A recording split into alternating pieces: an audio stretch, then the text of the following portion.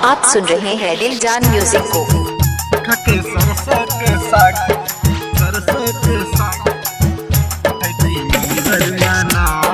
Mix by Awadhesh राज।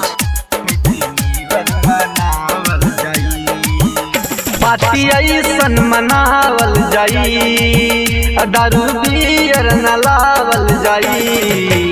यार माना मोर बात खाके सरसों के साग है तीनीवर मनावल जाई।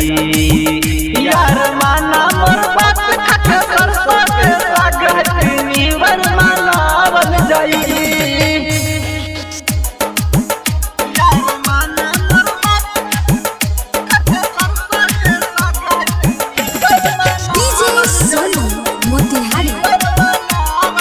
आप सुन रहे हैं दिल जान म्यूजिक को।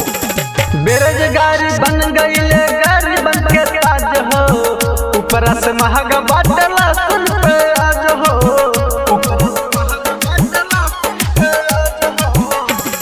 बेरोजगारी बन गईले गरीबन के ताज हो, ऊपर से महंगा बाटला सुन पे आज हो। दारू बंद बा बिहार में भाई, अब बोला कहाँ माँ से हम लाई।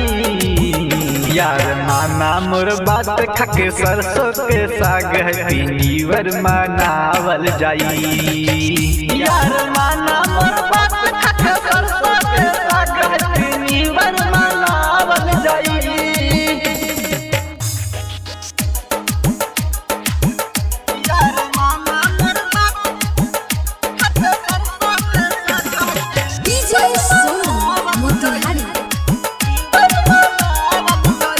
मिक्स बाय अवधेश राज।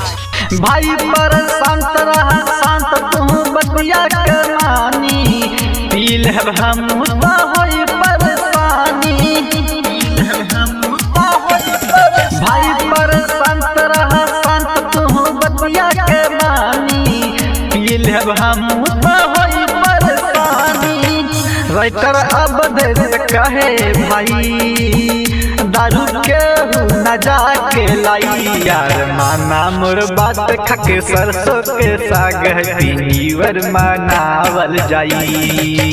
यार माना मोर बात खाके सरसों के साग है तीनीवर